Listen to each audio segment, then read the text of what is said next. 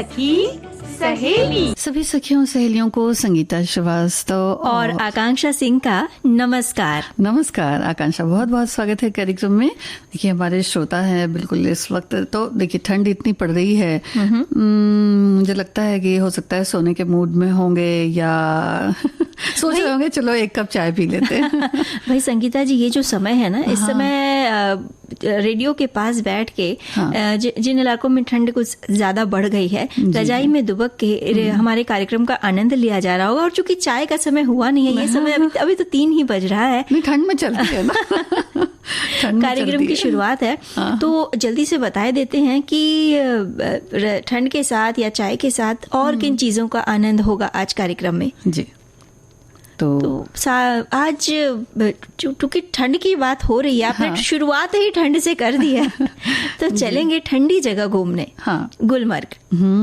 और mobile juice jacking के बारे में बात करेंगे। हमारे कुछ श्रोताओं ने भी लिखा है, तो ये है तो अजीब सा शब्द, लेकिन आज जानेंगे कि क्या है मोबाइल जूस जैकिंग। साथ ही उन दिनों को याद करेंगे, या खास उस दिन को याद करेंगे कि जब हमारी जो चाबी है वो खो गई थी। और याद करते करते हम तो अपनी बात साझा करेंगे ही, श्रोताओं से भी जानना चाहेंगे कि क्या मतलब जब चाहे वो घर की चाबी हो या अलमारी की चाबी हो या किसी लॉकर की चाबी हो, खो गई थी, तब क्या किया? तो बताएंगे। हाँ बताएंगे, और ये भी बताएंगे कि भाई कब कब गुमी और क्या असावधानी भी कुछ हो जाती है ना आकांक्षा उसमें, कि जिस वजह से चाबी गुम गई भाई, तो वो भी जरूर बताएंगे। और आज है आकांक्षा विश्व एड्स दिवस। बिल्कुल संगीता जी, जैसे आपने कहा ना कि असावधानी भी हो जाती है, तो विश्व एड्स दिवस आज हम मना रहे हैं, और इस बारे में हम कह सकते हैं कि सावधानी ही सुरक्षा है। हर 1 दिसंबर को मनाया जाता है विश्व एड्स दिवस, जिसमें हर उम्र के लोगों में इस बीमारी के प्रति जागरूकता फैलाई जा सके। रेड रिबन जो होता है, HIV पॉजिटिव लोगों के साथ एकजुटता और एड्स के साथ जी रहे लोगों के लिए एक कह सकते हैं कि ये वैश्विक प्रतीक है, ये जो रेड रिबन है जी। वैसे एड्स जो नाम है, इस बीमारी का पूरा नाम है एक्वायर्ड इम्यूनो डेफिशिएंसी सिंड्रोम, जो एक प्रकार के जो जीवाणु है जिसे HIV का नाम दिया है, यानी ह्यूमन इम्यूनो डेफिशिएंसी वायरस। यह किसी भी उम्र के लोगों में ये जो वायरस है अपना प्रभाव बना सकता है जी। और 1996 में HIV एड्स पर संयुक्त राष्ट्र वैश्विक स्तर पर इसका प्रचार प्रसार संयुक्त राष्ट्र ने शुरू किया, और 1997 में विश्व एड्स अभियान के तहत इसके रोकथाम, संचार और शिक्षा की तरफ कदम बढ़ाया, क्योंकि इसका प्रचार, इस संबंध में जानकारी देना, लोगों को जागरूक करने का एक अच्छा उपाय है। इसी वजह से 1998 के बाद से ही हर साल 1 दिसंबर को ये दिन मनाया जाता है। बिल्कुल, सरकारी, गैर सरकारी और अन्य जो संस्थाएं हैं इस पर हर तरह से काम करती हैं, जिससे इसके रोकथाम में मदद मिल सके। दवा के अलावा एक तरह से होता है ना कि मानसिक शांति और सकारात्मक सोच का होना बेहद जरूरी है जी। इन रोगियों के लिए, क्योंकि इस रोग से प्रभावित लोगों के लिए एक मानसिक रूप से उनको जो जितना संबल दिया जाए उतना उनके लिए अच्छा है जी। जागरूकता और जानकारी इससे बचाव का ही उपाय है। और हम ये कह सकते हैं कि ये जो एक गलतफहमी होती है ना कि ये छुआछूत की बीमारी है, जी नहीं, बिल्कुल नहीं, ये ऐसा नहीं है, ये छुआछूत की बीमारी नहीं है। कई कारणों से एड्स का फैलाव होता है, उसके बारे में भी हम चर्चा करेंगे। और जो इसके लक्षण कह सकते हैं, तो डॉक्टरों का भी कहना है कि कोई एक कहते हैं ना, एक प्रकार का कोई लक्षण नहीं है, लेकिन फिर भी अगर आपको ऐसा लगे कि आपके शरीर में कुछ बदलाव हो रहे हैं या आपको किसी तरह की तकलीफ है शरीर में, यानी आकांक्षा अप्राकृतिक बदलाव जिसको हम कह सकते हैं, कि बड़ी उलझन हो और किसी अजीब सी चीज को अगर आप देखें, मार्क करें, तो बिल्कुल तो थोड़ा सजग रहना जरूरी है, और अच्छा ही रहता है अपने शरीर के प्रति हमेशा सजग रहना।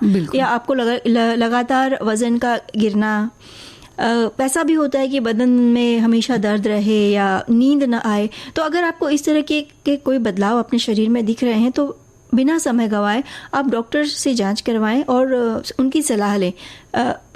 किसी भी रोग के लिए, हम कहेंगे कि किसी भी रोग के लिए जितना जल्दी निदान उसका कहते हैं ना उसकी जानकारी मिलेगी, उतना ही सरल और उतना ही जल्दी उसका निदान हो पाएगा। हाँ, और रैशेस वगैरह जो होते हैं आकांक्षा, वो अमूमन तो होता है कि हो जाते हैं तो फिर ठीक हो जाते हैं, लेकिन कुछ ऐसी बात रहे कि भाई अगर रैशेस हुए हैं या पेट में कुछ समस्या है तो फिर वो ठीक नहीं हो रही है, या उसको एक तरह से कह सकते हैं कि वो क्रॉनिक सी हो गई है, तो उस बारे में जरूर ध्यान दें कि भाई कोई अगर तकलीफ हो गई है तो वो ठीक क्यों नहीं हो रही है। कई बार ये होता है कि हम लोग अपनी दवाएं भी खाने लगते हैं कि भाई ये तकलीफ होगी, ये तकलीफ होगी, लेकिन ये भी हो सकता है कि वो कुछ और हो, वो चीज कुछ और हो, तो उसे नजरअंदाज बिल्कुल ना करें। और जहां तक बचाव की बात है या बचाव के उपायों की बात है, तो हम फिर कहेंगे कि जानकारी ही बचाव है। अपने जीवन साथी के प्रति वफादार रहें, साथ ही अगर जरूरत पड़ती है, जैसे कभी होता है ना कि किसी कारणवश अगर खून चढ़ाना भी पड़े तो उस बाहर से जो शरीर में खून जा रहा है उसकी अच्छे से जांच कराना बेहद जरूरी है।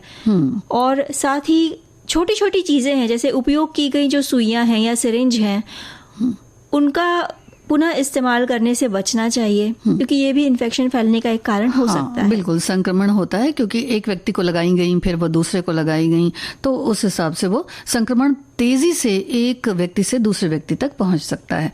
और दाढ़ी बनाते समय जो ब्लेड वगैरह का इस्तेमाल किया जाता है, यानी कि शेविंग ब्लेड्स जो होते हैं, अगर नाई के यहाँ आप जाते हैं तो फिर उसे जरूर बदलवा लें। देखिए, जो घर पे इस्तेमाल करते हैं वो लोग तो सावधानी से इस्तेमाल करते हैं, लेकिन जब अगर बाहर आप जा रहे हैं तो बड़ी सतर्कता बरतें।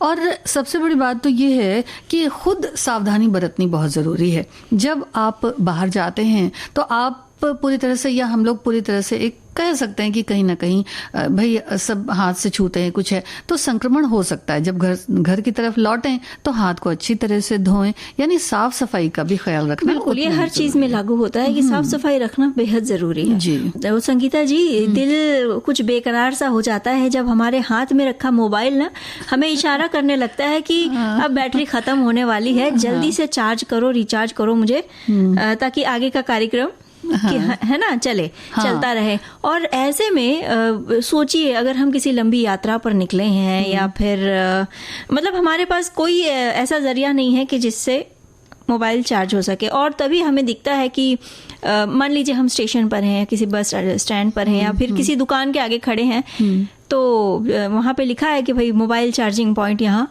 अवेलेबल है, इतने देर में आपका मोबाइल चार्ज करके दिया जाएगा। बस जान में जान आती है।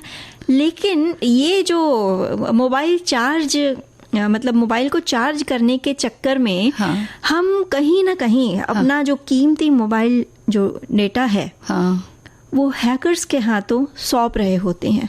और इस बारे में कहते हैं ना, लोगों के बीच, खासकर आम जन के बीच जानकारी बेहद कम है।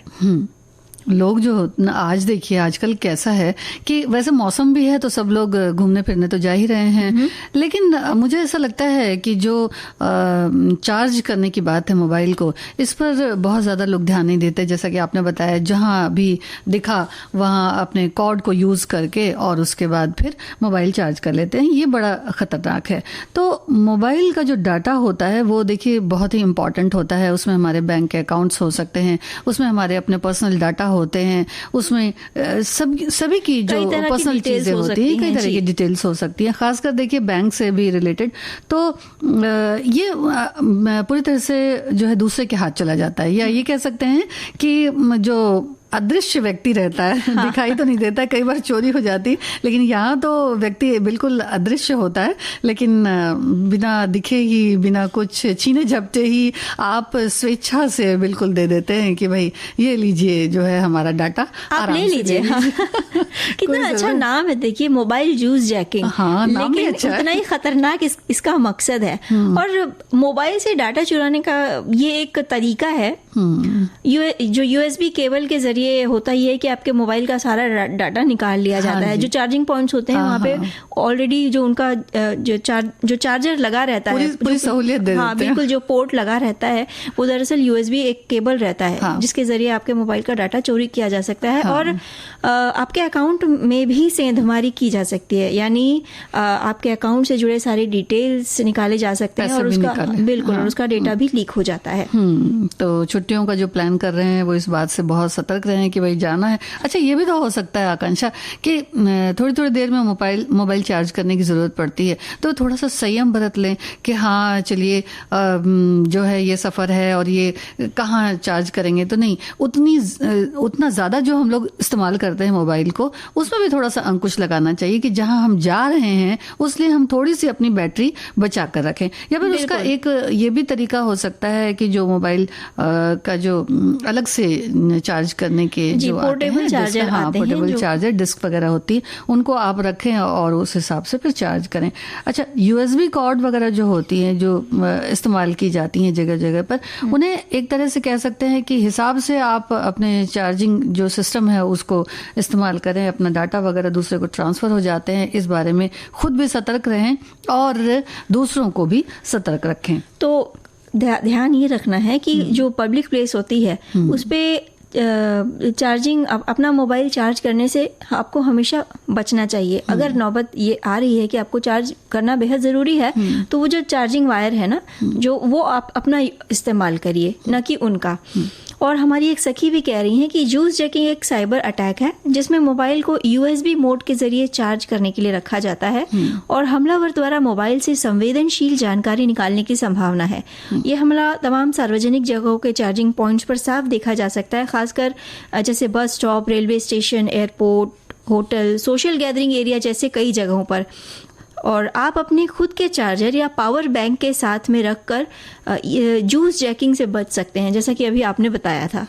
तो ये तो एक चीज़ हो गई कि किस तरह से डेटा निकाल लिए जाते हैं, लेकिन कभी कभी हम लोग अपनी बातें खुद ही नहीं बताते रहते हैं। जोर जोर से पता ही नहीं चलता कि कौन सुन रहा है कौन नहीं। बिल्कुल जोर से बताते हैं भाई यहाँ जा रहे हैं, ऐसे जा रहे हैं, वैसे जा रहे हैं, तो पता चला कि वो डाटा तो हम लोग स्वयं ही लीक कर रहे हैं। हाँ। तो मोबाइल पर बात करते समय भी इस बात का ध्यान रखें कि आप मोबाइल पर जिस व्यक्ति से बात कर रहे हैं आपकी बात सिर्फ उसी व्यक्ति को सुनाई दे, न कि आसपास के 10 लोगों को। और क्योंकि ठगी के कई तरीके हो सकते हैं। हाँ, और जो बहुत ऐसी बातें हैं कि जो नहीं बोली जानी चाहिए उस दरमियान जब हम बहुत सारे लोगों के बीच में होते हैं, तो ऐसी बातों को बोलने से बिल्कुल भी बचना चाहिए। जो बहुत ज्यादा जरूरी जानकारी है उसे पब्लिक प्लेस पर इस तरह से आम ना करें तो ही अच्छा है। यानी कि बहुत जरूरी बात जो है उसको आप उस बात को ना करें, वो ज्यादा अच्छा है। बिल्कुल। और ऐसे ही संगीता जी, जैसे चार्जिंग वाली बात अभी हम कर रहे हैं, हाँ। जूस जैकिंग की बात हो रही है, वैसे ही आजकल कई जगहों पर ना मुफ्त वाईफाई दिया जाता है। तो हमारे एक श्रोता कह भी रहे हैं कि मुफ्त वाईफाई के चक्कर में भी हम अपना कीमती डेटा जो है वो हैकर्स के सुपुर्द कर देते हैं। होता क्या है कि वाईफाई के लिए हमें अपने फोन के नेटवर्क को उनके नेटवर्क से कनेक्ट करना पड़ता है। और ये जो जब नेटवर्क कनेक्शन होता है तो इसमें डाटा ट्रांसफर के भी संभावना बढ़ जाती है। हाँ। तो भाई संगीता जी, हम तो यही कहेंगे कि भोले और नादान मत बनिए। अपने मोबाइल का डाटा सुरक्षित रखना आपके ही हाथ में है। हाँ। जैसा कि हमारे एक श्रोता कह भी रहे हैं कि ट्रेन, एयरपोर्ट आदि से सफर करने के दौरान अक्सर हम मोबाइल फोन के डिस्चार्ज होने पर पब्लिक प्लेस पर मौजूद चार्जिंग सॉकेट से फोन चार्ज कर लेते हैं, लेकिन ये आदत आपको कई बार गंभीर नुकसान भी पहुंचा सकती है। पब्लिक प्लेस पर फोन चार्ज करने से कई बार ठग आपके फोन में बड़ी आसानी से घुस सकते हैं और आपके बैंक अकाउंट में भी चपत लगा सकते हैं। अब आप सोच रहे होंगे मोबाइल चार्जिंग से भाई अकाउंट कैसे साफ हो सकता है? तो ऐसे कई सारे मामले सामने आ चुके हैं जहां पब्लिक प्लेस पर फोन चार्ज करने से लोगों को लाखों का नुकसान हो गया और इसे जूस जैकिंग कहते हैं। देखिए, ये तो अपने डाटा की बात है, सतर्क तो रहना ही चाहिए। बहुत सारे इस तरह के ऐप हैं जिससे हम लोग सामने पैसे भी ट्रांसफर करते हैं या कुछ भी करते हैं, तो उसे भी थोड़ा सा संभालना चाहिए, क्योंकि उससे भी पूरा का पूरा जो आपका बैंक है वो भी साफ हो जाता है। तो मोबाइल से लेकर के या डाटा जो है किस तरह से लीक ना हो, इनके जितने भी अंदेशे हैं, जितनी भी कह सकते हैं कि एस्पेक्ट्स हैं, उस पर ध्यान देना बहुत बिल्कुल जरूरी है। और इस संदर्भ में बात हो ही रही है तो इसी बात को थोड़ा सा आगे बढ़ाते हुए इसमें ये भी हम जोड़ना चाहेंगे संगीता जी कि जो डाटा सुरक्षित रखने की बात है, तो जब हम कोई एक नया ऐप डाउनलोड करते हैं मोबाइल पे, आज कई तरह के एप्स एप्लीकेशंस आ गए हैं हर चीज के लिए। आपको एक नए एप्लीकेशन की जरूरत पड़ती है और एप्लीकेशन यानी ऐप स्टोर में जाकर जब आप डाउनलोड करते हैं तो डाउनलोड करने के पहले ही वो एप्लीकेशन की कहते हैं ना उसकी सारी जानकारी वहाँ पे दी जाती है और उसमें ये बाकायदा बताया जाता है कि ये एप्लीकेशन आपके फ़ोन से किस किस तरह की जानकारियाँ लेगा तो उसे पढ़ना बेहद ज़रूरी है कि कई एप्लीकेशंस में ये ख़ास जानकारी ली जाती है कि आपके कॉन्टैक्ट नंबर का वो लोग एप्लीकेशन मतलब वो लेना चाहते हैं, साथ ही कई तरह के डिटेल्स वो मांगते हैं। तो ये यानी आपका कहने का मतलब ये हुआ कि जिस चीज के लिए हम लोगों ने ऐप को डाउनलोड किया है तो उसके लिए जो जानकारियां मांगी जा रही हैं, जो उपयुक्त जानकारी है वो मांगी जाए तब तो ठीक है, लेकिन उसके अलावा भी बहुत सारी जानकारियां मांगी जाती हैं, उन पर सतर्क रहने की जरूरत है। और एक कह सकते हैं ना कि एक व्यक्ति जिसे इन सब चीजों की जानकारी नहीं है, उसे सिर्फ पता है कि हाँ इस एप्लीकेशन को मुझे डाउनलोड करना है इस फला फला काम के लिए, अगर इन सब चीजों पर ध्यान न दे तो आगे चलकर कई सारी व्यक्तिगत जानकारियां भी उस एप्लीकेशन के थ्रू हो सकता है हैकर्स के हाथों लग जाएं। तो अगर आप एक नया एप्लीकेशन डाउनलोड कर रहे हैं तो ये देखिए कि वो कितना सही है, मतलब ऑथेंटिक है या नहीं है, और ज़रूरत नहीं है तो क्यों उस एप्लीकेशन को अपने मोबाइल फ़ोन पर डाउनलोड करना। ऐसे ही जब हम कहीं पे पेमेंट करते हैं, आजकल ऑनलाइन ख़रीदारी आम बात हो गई है, या कहीं दुकानों पर जाते हैं तो हम जैसे डिजिटल पेमेंट करते हैं तो वहाँ पे वो आता है ना कि स्कैन के ज़रिए आपको पेमेंट करना है। तो आप कहाँ जाकर अपने मोबाइल से स्कैन कर रहे हैं तो इस बात का थोड़ा ख्याल रखिए कि जब आप स्कैन करते हैं तो मतलब वो ऑथेंटिक है या नहीं है। कहीं ऐसा तो नहीं कि पेमेंट मतलब 5 रुपए का अगर आप सामान ले रहे हैं तो आपके अकाउंट से 5 की जगह 500 रुपए निकल जाए। और कई बार ऐसा हो भी जाता है। बिल्कुल। और कई तरह के कहते हैं ना लोगों के साथ कई तरह के मामले सामने आ चुके हैं। हाँ। या हैकर्स द्वारा कभी कभी फेक कॉल्स भी आते हैं कि फलाना मतलब आपके अकाउंट का नंबर ये है और बंद हो जाएगा, है ना। इस तरह के कॉल्स भी आते हैं लोगों के पास। इनाम के लिए भी आते हैं कि आपके मोबाइल नंबर में इतना इनाम जीता है, तो इनाम जीता है तो वो इनाम मिलेगा। फिर कैसे? तो वो ऐसे मिलेगा कि जब आप पूरी डिटेल आप उनको दे देंगे, और वो भी ये भी बताते हैं कि भाई ये डिटेल जो है आप बिल्कुल आराम से साझा कीजिए, इस पर कोई डरिए मत।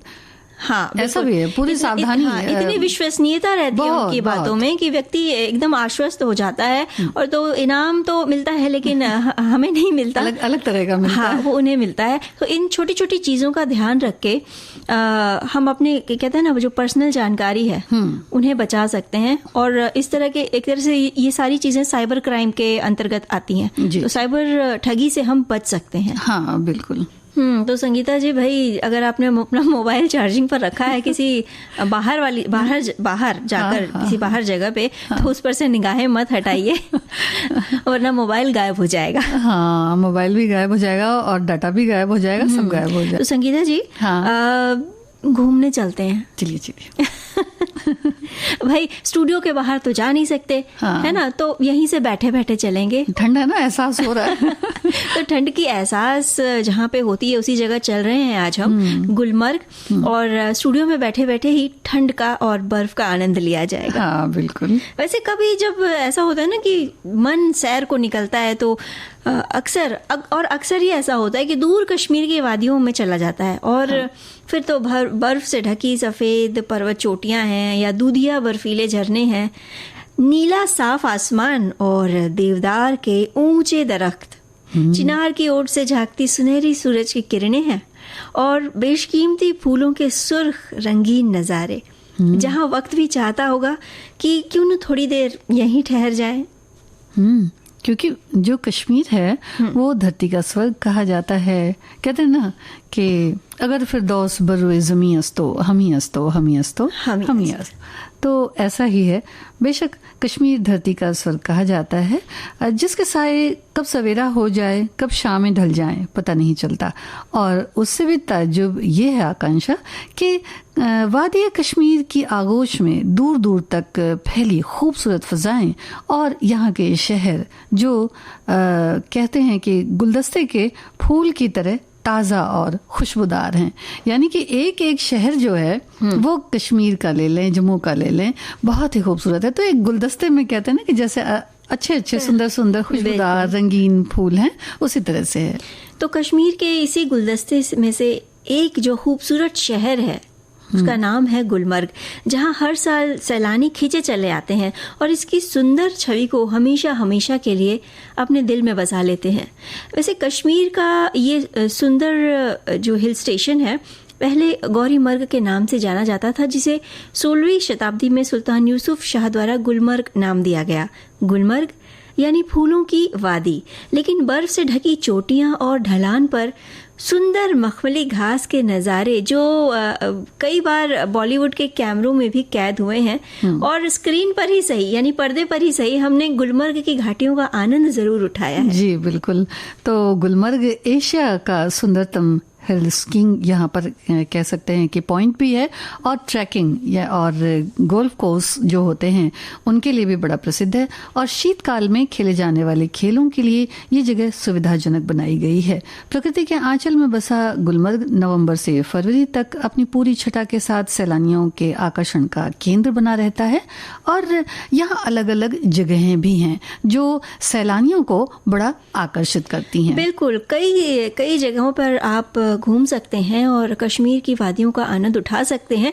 भाई प्रकृति के जो नज़ारे हैं ना संगीता जी, उनके कहने ही क्या, किसी तारीफ के शब्द कम पड़ जाएंगे। हाँ। और हम गुलमर्ग में जब आगे बढ़ेंगे तो वहाँ देखने के लिए फूलों की घास, ये कह सकते हैं कि ढलानों के साथ एक विशाल कप के आकार का घास का मैदान है और बेहद खूबसूरत। यहाँ ब्लू बैलेंस, डेजीज और अन्य अनगिनत फूलों की शोभा, जिनमें लेवेंडर भी है और साथ ही साथ गुलाब भी। व्हाइट क्रिसमस का जश्न और बर्फ उत्सव भी गुलमर्ग में मनाया जाता है। और खिलनमर्ग गुलमर्ग के पास ये घाटी फूलों की प्रजातियों और पर्वत चोटियों, कहने का मतलब ये 2 पर्वत चोटियां जो हैं नून और कुन, इनके लिए प्रसिद्ध हैं। हिमालय की सुंदर छटा यहाँ से देखी जा सकती है। गुलमर्ग की बर्फबारी का मजा लोग खूब उठाते हैं। यहाँ लोग टट्टू से भी आते हैं घूमने के लिए। महाराजा हरि सिंह की पत्नी द्वारा बनाया गया महारानी मंदिर भी बेहद खूबसूरत है, देखने लायक है।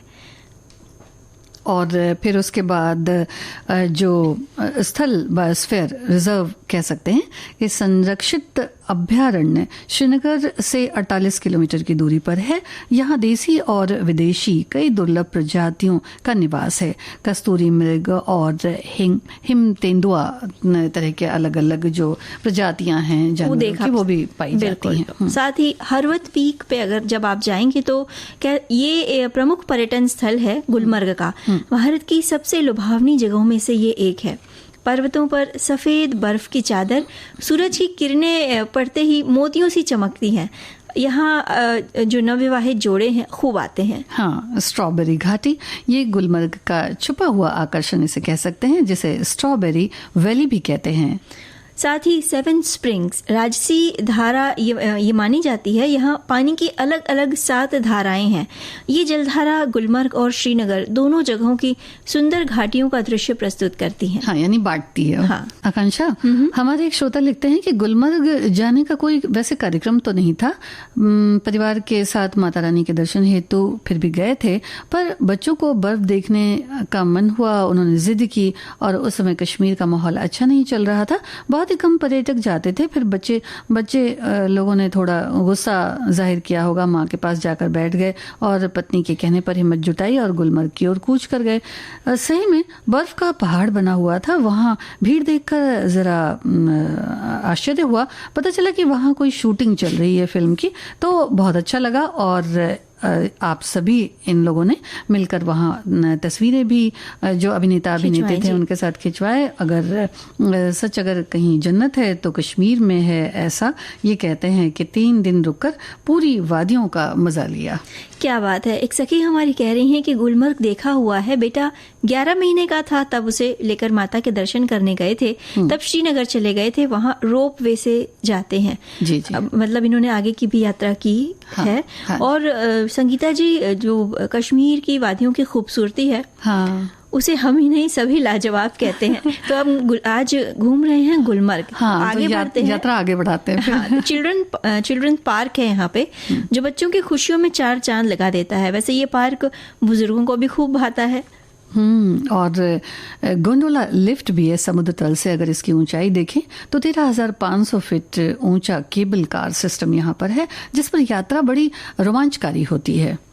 गोल्फ कोर्स भी है, दुनिया का सबसे ऊंचा ग्रीन गोल्फ कोर्स इसे कहते हैं। तंग मार्ग जो है ये बारामूला में स्थित है, जो हैंडीक्राफ्ट वस्तुओं के लिए प्रसिद्ध है। हाँ, कश्मीर तो वैसे भी इसके लिए बहुत प्रसिद्ध है। और अल्पाधर झील है जो बड़ी खूबसूरत है। चीड़ और देवदार के पेड़ों से घिरी ये झील अफरवाद चोटी के नीचे स्थित है कहते हैं, और यहाँ का पानी जून महीने की शुरुआत तक बर्फ बना रहता है, यानी कितने लंबे समय तक बर्फ बना रहता है, गर्मियों में भी।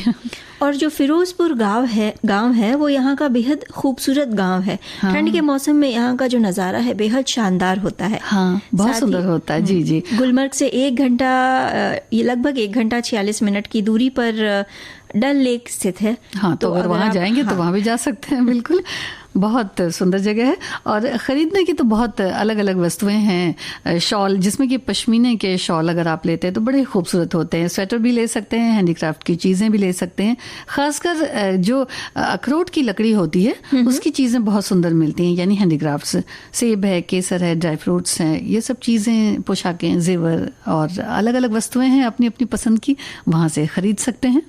बिल्कुल। और गुलमर्ग पहुंचने के लिए जो सबसे नज़दीकी हवाई अड्डा है वो है श्रीनगर, जो गुलमर्ग से लगभग 56 किलोमीटर की दूरी पर है। और फिर गुलमर्ग है वो मतलब रोड मार्ग द्वारा कहते हैं ना, उसकी पहुंच है। तो अगर आप ट्रेन से जाना चाहते हैं तो नज़दीकी रेलवे स्टेशन जम्मू तक आपको ट्रेन से जाना पड़ेगा, फिर आगे की यात्रा आप बस से या प्राइवेट व्हीकल से कर सकते हैं। हाँ, तो आप जाएं ज़रूर और गुलमर्ग का मज़ा लें। कुछ एक जगह और भी हैं, जैसे निशात बाग है, शालीमार है, वहाँ भी जाएं तो बड़ा खूबसूरत है, क्योंकि ये बड़े आस पास हैं जी, तो वहाँ जाया जा सकता है। तो जाना ज़रूरी है। और कश्मीर की जो खूबसूरत वादियाँ हैं, खासकर गुलमर्ग की वादियाँ, बैठना वहाँ ज़रूरी है। हाँ। और संगीता जी, सबसे ज़्यादा ज़रूरी है ना हाँ, कि जब चाबी संभाल के जाएं। जब घर से बाहर निकलें तो घर की जो चाबी है या अलमारी की चाबी है वो सुरक्षित रखें, और ऐसा रखें कि आपको याद रहे कि हाँ, यहाँ हमने चाबियाँ रखी हैं। हाँ। कई बार ऐसा होता है कि बहुत जल्दी में हम घर से बाहर निकलते हैं और ताला लगाया और दौड़ते हुए अपने काम के लिए निकल पड़े, और उस अफरा तफरी में चाबी डाली हमने भले अपने बैग में होती है, लेकिन ये ध्यान नहीं आता कि भाई चाबी गई तो गई कहाँ, और अचानक से जरूरत पड़ने पर चाबी मिलती भी नहीं। और तालों की भी तो देखिए कितनी बदला बदली हो चुकी है। लैच लॉक सिस्टम वाले ताले हैं। हाँ। वो ताले हैं। अब कई बार तो ऐसा होता है कि भाई चाबी की परेशानी होती, तो चलिए ताला है तो आराम से टूट गया या कुछ हो गया, या किसी को बुलवा लिया, तोड़वा लिया, या खुद ही एक ईंट उठा दी या कुछ उठा दिया, वो हो गया ठीक। लेकिन लैच लॉक का क्या किया जाए, वो तो पूरी तरह से बंद हो जाता है, तो इसमें बड़ी मशक्कत करनी पड़ती है। बिल्कुल भाई, ईंट उठाने की नौबत ना आए, चाबियां संभाल के रखिए। हाँ। जैसे हमारी एक सखी कह रही हैं कि चाबी मेरी बहुत खोती है क्योंकि मैं बहुत भुलक्कड़ हूँ।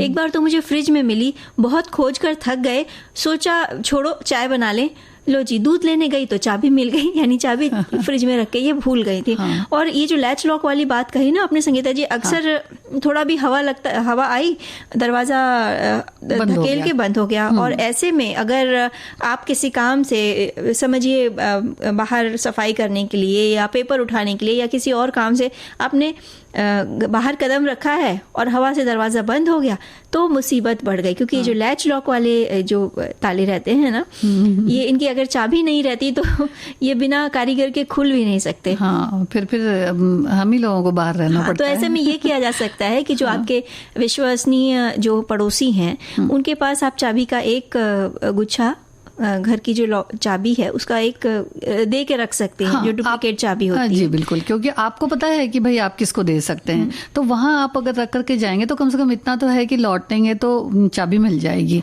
अच्छा, एक हमारे श्रोता ने लिखा है कि पहले के जमाने में चाबी न खो जाए इसलिए कमर बंद गले की माला में चाबियां लटकाई जाती थी। अभी एक आध गाँव में लोग मिल जाते हैं जो चाबियां जो है वो संभाल कर रखते हैं। वैसे भी चाबियों की जब बात आई है तो देखिए चाबी के गुच्छे भी आया करते थे, बिल्कुल, जिसमें लोग काम खत्म हो गया उसके बाद उसको लगा दिए, क्योंकि बड़े घरों में तो बहुत सारी चाबियां होंगी भाई, तो जिनकी जरूरत है उन्हें आराम से लिया जा सके और बाहर की चाबी एक रहे, तो बाकी जो जगहों की चाबियां हैं वो खोती नहीं थी, घूमती नहीं थी। और चाबियों की बात हो रही है तो हमारे एक श्रोता ने बेहद अच्छी जानकारी साझा की है। अच्छा। और बेहद जरूरी भी है। घर में हर तरह की चाबी होती है, अलमारी की, स्कूटर, कार की वगैरह वगैरह। कोई भी चाबी खो जाए तो परेशानी होती है, फिर भी सस्ते में जान छूट जाती है। लेकिन एक चाबी ऐसी भी है जो सभी के घर में होती जरूर है, पर उसकी हिफाजत के बारे में अधिकांश लोग जानकारी नहीं रखते। वो चाबी है बैंक के लॉकर की चाबी। इसी चाबी से संबंधित जानकारी ये देना चाहते हैं एक रिटायर्ड बैंकर होने के नाते। बैंक लॉकर की चाबी पर लॉकर नंबर नहीं लिखा होता है, इसलिए याद के लिए किसी कागज पर नंबर लिखकर चाबी का छल्ला बना लें। लोहे की अलमारी में, छोटी तिजोरी में, किसी जेवर की खाली डिब्बे में इसे संभाल कर रखें। यदि यह चाबी खो जाए तो बैंक से डुप्लीकेट चाबी बिल्कुल नहीं मिलेगी, क्योंकि लॉकर की एक ही चाबी होती है जो सिर्फ ग्राहक के पास होती है।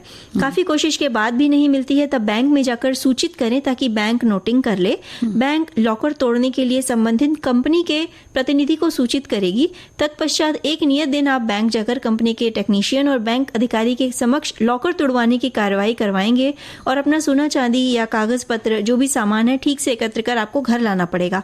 और बैंक तुरंत आपको दूसरा लॉकर नहीं दे पाएगा। आपके टूटे लॉकर को कंपनी से ठीक होकर आने में कुछ समय लगेगा। ठीक होकर आने के बाद ही आपको आपका लॉकर मिल सकता है। और सबसे जरूरी बात, लॉकर तोड़ने का समस्त जो खर्चा है टैक्स के साथ लॉकर के धारक को बैंक के पास एडवांस जमा कराना होता है, जो कम से कम 4 या 5 हजार रुपए या ज्यादा भी हो सकता है। तो इसीलिए चाबी कोई भी हो संभाल कर रखना बेहद जरूरी है। तो क्योंकि ये लंबा प्रोसेस है। और वैसे भी देखिए आकांक्षा, पहली बात तो इनका बहुत बहुत धन्यवाद, इन्होंने इतनी जरूरी जानकारी हमसे साझा की। और देखिए जो चाबी होती है वो तो बहुत ज़रूरी होती है। तो चाबी कोई भी हो, उसे अगर लैच लॉक भी बंद हो गया या कुछ भी है, तो जिस तरह से इन्होंने बताया कि बैंक में इतनी दिक्कत होती है, घर से भी आप कहीं से चले आ रहे हैं, वहाँ आपका घर लॉक हो गया, तो फिर ये होता है कि भाई चाबी वाले को बुलाने के लिए जाया जाए, फिर वहाँ भी खर्च होता है, आप उसको ले करके आइए, वो व्यक्ति वहाँ है कि नहीं है, या फिर वो खाना खाने चला गया है या शाम को जल्दी बंद करके चला गया है, उस समय ना मिले तो हाँ पूरी तरह से कह सकते हैं कि परेशानी हो जाती है। तो चाबियों को लेकर के सतर्क रहना बहुत जरूरी है। तो भाई चाबी खो जाने पर आपके दिल का चैन सुकून न खो जाए, इसका खास ख्याल रखिए। और हम इस बात का ख्याल रख रहे हैं कि कार्यक्रम से विदा लेते हैं सभी को। आकांक्षा सिंह और संगीता श्रीवास्तव का नमस्कार। नमस्कार।